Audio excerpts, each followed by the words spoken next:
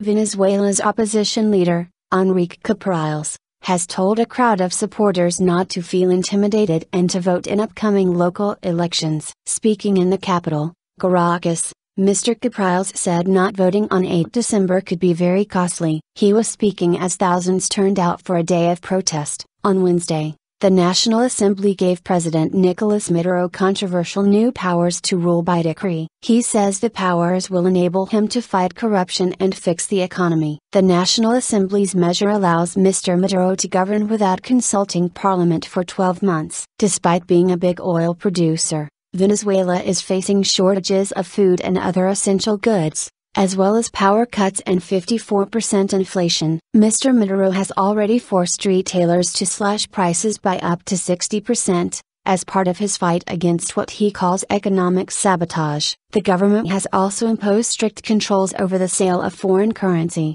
to combat a growing black market in dollars. The opposition accuses Mr. Maduro of planning to use his new powers to suppress its activities. Coward. Local elections take place in 2 weeks. Everybody has to overcome their fears and vote. Voting doesn't cost a thing, but not doing it can be very costly, Mr. Capriles, who narrowly lost to Mr. Maduro in April's presidential election, told the crowd on Saturday. Mr. Capriles said 2 of his aides were detained without explanation on Thursday night. He accused the president of being too cowardly to arrest him, relying instead on detaining people around him. "Why don't they come for me?" "Maduro, don't be a coward, come on," the defiant opposition leader told supporters. One of those arrested was man in charge of organizing Mr. Capriles' travel agenda, Alejandro Silva. The government confirmed 2 members of the opposition had been arrested, accused of planning to provoke disturbances during Saturday's protests. The opposition disputes Mr. Maduro's victory in April's elections.